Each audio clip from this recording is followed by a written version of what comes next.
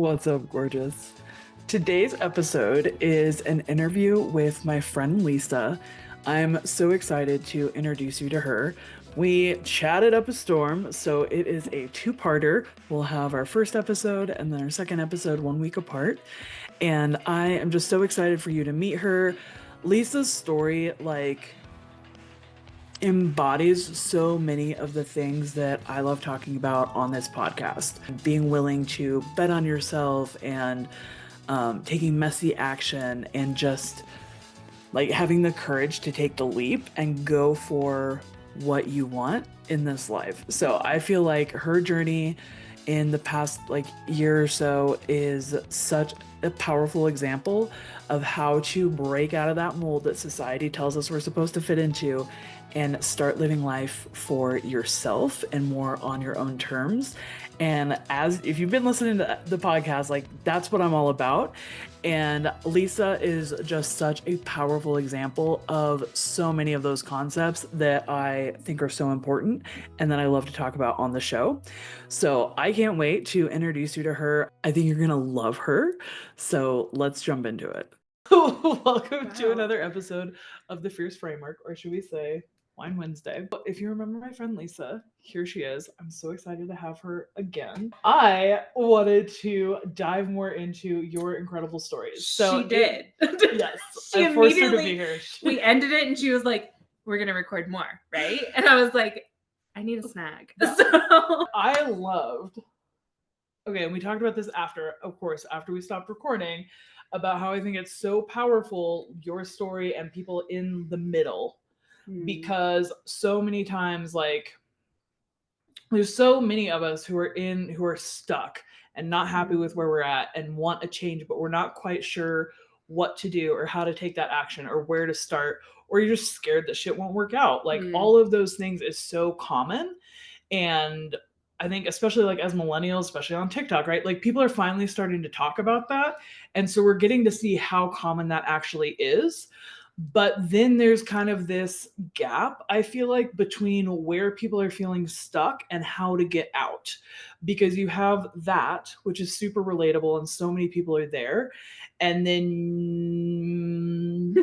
whatever. competing stress, right? And then people trying to sell you a guaranteed plan or whatever. Yeah. And then buy my program, buy my coaching, buy my whatever. And then you have the people I'm a successful entrepreneur. I work 4 hours a week and blah, blah, blah, and this is how I do it. But I've made it millionaire, whatever. Which right. We all want things, right? Of course, I'm manifesting things. I mentioned that in the last episode. I'm manifesting things for my life. I want a better life for myself too. I'm not there yet either, but I'm so content in my life. So content and happy.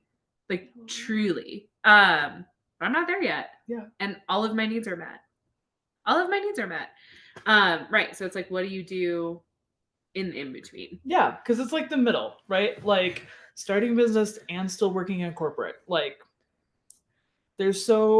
I think there's so much power in sharing the story, especially from a relatable place where you're a couple steps ahead of the people feeling stuck, where you're a couple steps into your journey, or you're still in the process. Because once you've made it, right, and you're looking back, you don't always remember everything and you don't have the same perspective.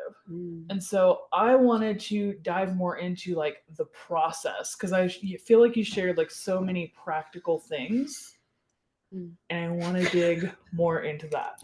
Okay. So one of the things, so there's a couple things we want to talk about, which we will not forget. One of the things that I really wanted to talk about too was I wanted to dig more into what it looked like to realize you were ready to quit your job. Because you talked about being 3 weeks in. No, 3 months in. And you were this isn't it, couldn't be me. I don't want to do this. Yeah. But then there was a journey of 3 years. Yeah. So it's a lot happened, right? And what were the things that what helped flip the switch to where you got to the point where yeah, no, we're taking action. I mean, flip the switch, or the point of no return, or yes, whatever. I mean, because there's so many pieces that go into that, right? It's not one thing. Right. Yeah. I mean, there were definitely there were moments that I probably should have quit before I did. Absolutely. Um what held me back was fear. Yeah. Fear is always, I think there's a saying by someone, I don't know, somewhere, but it's like everything you want is always on the other side of fear. Yeah. It is. Yeah. But something along those lines. Yeah. It's probably not the right quote. It's the gist of it.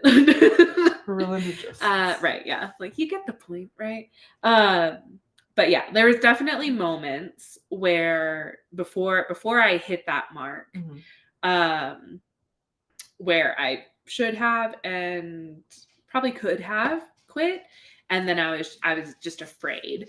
I was afraid of the unknown. I was afraid of what I'd been told. It's okay, yeah, what are you gonna do without a backup plan? What are you gonna do if you don't have a job lined up? Yeah. What are you gonna do in this economy? And, what are you gonna do with all of this stuff? And it's also this lack mindset. And so part of the year of my transformation and the year of me was changing my mindset from a lack mindset to an abundance mindset. And I'm still in this process. You were talking about it. you were talking about you were even in this moment where you were I see you talking to yourself, coaching yourself through. Yeah. Yes, it's this constant. Yeah. I'm constantly having to catch myself in things because it is a process of I'm recognizing it though all the time. Yes. Of I'm having to retrain my mind from all my needs are met now. I have all my needs. I have abundance now. It's from okay, I used to only recognize what I didn't have, and now I need to start recognizing what I already have.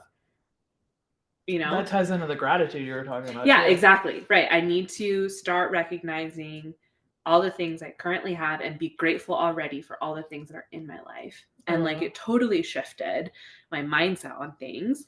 And it created more of an abundance just in my reality. So we talked about you have the power to create your own reality. Yeah. And part of that is you can have an abundant reality, you can have a lack reality. Yeah. Really. Or really you can have a viewpoint of what your reality is. You can say, wow, I don't have this or I don't have that. Or you can say, well, okay, yeah, I might not have those things, but I do have these things. And so that helped a lot. In that, yeah, I don't have a job, and I could sit here now and say that all day long. Yeah. Because I don't. And it would be true. It is true. I don't have a job, but I do have so many other things. That's also true. Correct. And it's what you focus on. I think it makes it so accessible because people talk about manifesting and people talk about an abundance mindset and people talk about all these things. And I think that you're not always sure how to get there, or it can seem really woo woo, you just think things into existence. You're okay. But I love that entryway into it is two things are true. Which one are you choosing to focus on? And I love that you said focus, because also you hear things like that of where attention goes, energy flows. And it's okay, but what does that mean? You're you're choosing what to highlight. It's the same thing with me taking a break from social media. It's I could spend my time and energy looking at the things on social media and taking in those things into my energy. Yeah. And instead, I'm not doing that right now. I'm taking my energy and focus into other things because right now I'm seeing a different value in other things. Yeah. And it's we all have, in a way, our time is currency also. Oh, yeah. Totally. And it's we can choose to spend it in these other ways. And so it's I can focus my time and energy in social media during all this time that I don't have a job if I wanted to. Yeah. But it's the things that are on social media right now are not, to me, very life-giving. Yeah. And so I don't want that feeding into my life right now when I am trying to build something Yeah. that is life-giving. Yeah. And so I want to surround myself with things that are life-giving. Yeah. That's not adding to it. Yeah. So I don't want it in my life right now. And I love how like that's a season too. Right. Like that doesn't have to be, it ties into what you were talking about being allowed to change your mind. Mm-hmm. But then it also ties into like the season. You said you are, I forget what you said exactly, but you're in a season of creating something life-giving. Something like that. Something like that. Yeah, I mean, like, right. Like I want to surround myself. Like what in this time period of not being in a job, like I really want to focus on building, you know, like the type of life that I want for myself, because I'm discovering all of that right now. That's good. Yeah. You know, I'm not very established in it because it's all very new. Mm-hmm. Yeah. And so I'm in this discovery period. And so when I'm discovering all of that, I don't want to try to discover things that aren't life-giving. Yeah. You know? And so it's like, does life-giving stuff exist on social media? Yeah, it does. But it's a lot to wade through. And I don't have the time or energy. Like I have time. I don't have the energy. I don't want to spend my energy doing that. Yeah. It's different for everyone. Again, not for me right now. That's fine. I will be back on social media one day. Yeah. Yes. Right now, it's not for me. Well, I think it's a season thing too. Like I love that you highlighted for now, right? Because it's like when you're building something, you have to be so intentional about like what you're putting into yourself, because like that's what you're creating out of. Mm-hmm. So when you're like in this it's like having a baby, right? Like what you are feeding yourself is going into like what you're creating and what you're going to be birthing into the world. Yeah. And so there might be a different season when you're being like more of an activist and you want to be informed and you want to be taking action and you want to be fighting things and you want to be, because I don't think like, whatever, that's a separate conversation. But like, it is very easy to like get into a bubble privilege and be like, I just can't. But that's not what we're talking about. So like there's a season of like that intentionality, because like you're feeding into yourself of like what you're putting out, and then that can change. There can be a different season. You get back on social media because maybe you're creating on social media. Yeah, or right. I've done something in the season of not being here and I want to share it with people too. Yeah. Like it's different, but right now I'm not. Yeah. And that's fine. Like you'll figure it out when you get there. Yeah. Which I love. Hey, so we're always talking about our dreams and making progress towards our goals on this podcast. But what if you don't know where to start, right? Maybe you're so full of amazing ideas that you have a hard time narrowing it down and picking something to start with. Or maybe after years of not having a say, you don't even know what you like or what you want anymore. Either way, I got you, okay? I created a free course that's just for you. It's a 5-day training on how to find your focus. It's super easy because all you got to do is you sign up and I'm going to deliver a lesson to your inbox every day. The course is all about helping you hone in on what lights you up so that you can focus on one thing at a time and start making progress towards your dream. It's super easy to sign up. You can go to thefierceframework.myflowdesk.com/focus. I know it's kind of long.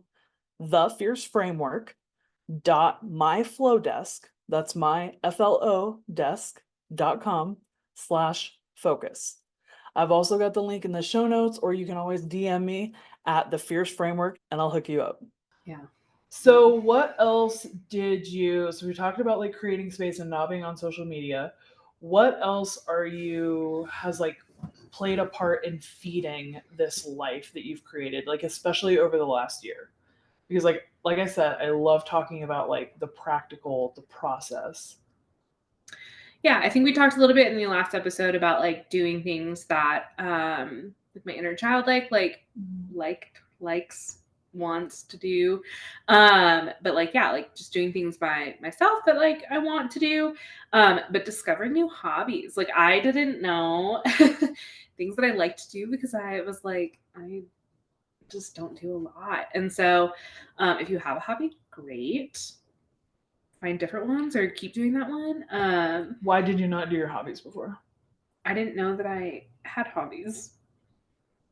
I think that's relatable. I mean, so like, okay, I had some hobbies. Either I liked traveling. Okay. Like I did do that before, but like that's a very expensive hobby, and like it's not something you can do all the time. Right. It's not an easy hobby to just be like, wow, I can just pick this up on any day and just hang out and go do that. Or it was like I didn't always have the motivation to do my hobbies all the time. But I was like, yeah, it might be fun to try out a different hobby. Or I also thought that certain hobbies always had to look a certain way.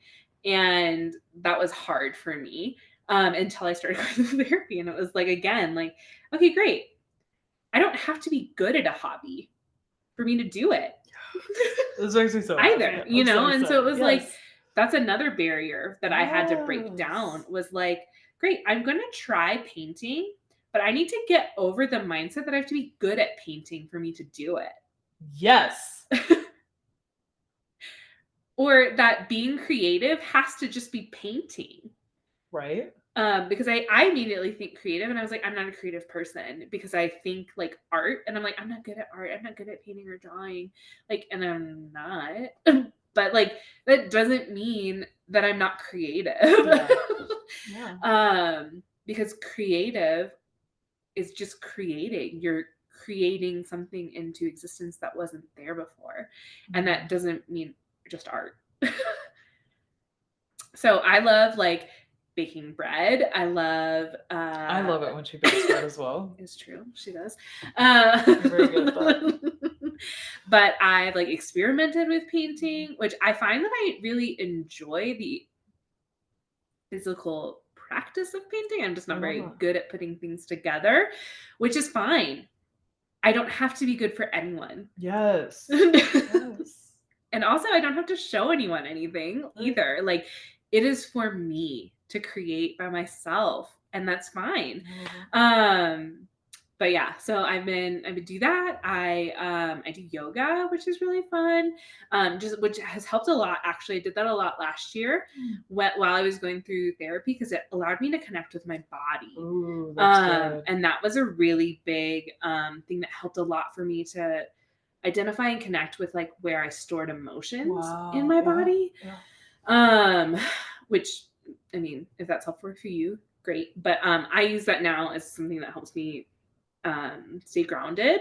I do a very slow form of yoga, which is yin yoga. It's not like the very intense one. You basically just roll around on the floor while stretching.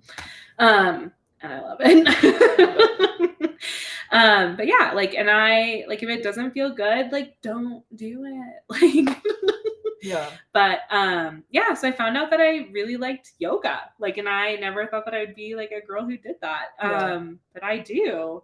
And so like stuff like that. But yeah, just like trying new stuff. I'm trying to do crochet right now, and I was telling my roommate who crochets about my experience. Like literally the other night I was trying to do it, and it took me very long to do a slip knot, and it was like very embarrassing how long it took me to do it. And I was like, okay, I need to just take a break from this. That's real. So, that's real. And I was like, we're just gonna come back to this after a while. But I finally got it, and I was like, this is just gonna stay on the crochet hook, and I'm gonna stick this back in here. And I was like, we'll revisit this at another. But I had like bought so much yarn because like I'm the type of person who like, I was like, I had an idea for this one thing and I like committed because I was like, I'm going to do this. It's going to be great. Cause like, I like had gotten in a rhythm with all these other things.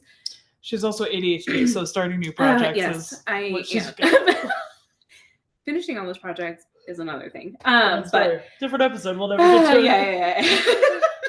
But it was so funny though. Cause I like sat there and I was like, oh great, I have this time. I'll just try to start doing these crochet things. Yeah. And then I bought all this yarn to do it. And I was like, maybe I should have like tried one of these first before buying all this yarn. Because so you can try something before you fully commit? You could, if you wanted. Not if you're me. It's funny because I have a paint by numbers that I started well over a year ago that I haven't finished. So if that tells you anything. It's okay. It's fine. I can do it one of these days. Nobody says you have to finish it either. You don't. No. But like I do puzzles, you know, but it's whatever. Just Do things that make your heart happy. I love it. Hobbies. I don't know What got you into watercolor? Like, out of all the things you could try. One of my roommates and I, okay, we took a watercolor class in 2023. Just because we thought it would be fun. Just because, like, she wanted to, or like... We both wanted to. Okay. And there's a place here in town that does, like, art classes. Oh. And we just thought it would be fun. So we took one together. So we took that class, which was it was a lot of fun. And then, so we took a class, and then I did nothing with it. Yeah. As one does. Because you don't have to. And you don't. You can take just the class if you want to. And then was going through this whole thing, and I was like, man, I should probably do something with all this watercolor stuff that I bought. Because I got really ambitious with it. And so I started playing around with it. Yeah. So yeah. I love it because, like, you can either... This is what I'm talking about. I'm so happy right now. Like, this is what I'm talking about. Because there's so many examples, right? So you can do a class. You just try the watercolor. Try it, see if you like it. You can take a friend with you if that helps, if it's support or whatever. You can mine your friends for ideas. Or you can go balls to the wall and buy a fuck ton of yarn and decide you're really frustrated at it 5 minutes in after watching 6 like YouTube there's just videos. Like so many things that you can do, and it's a hobby. It's for you. Like, there's no rules. Yeah, exactly. There are no rules in life.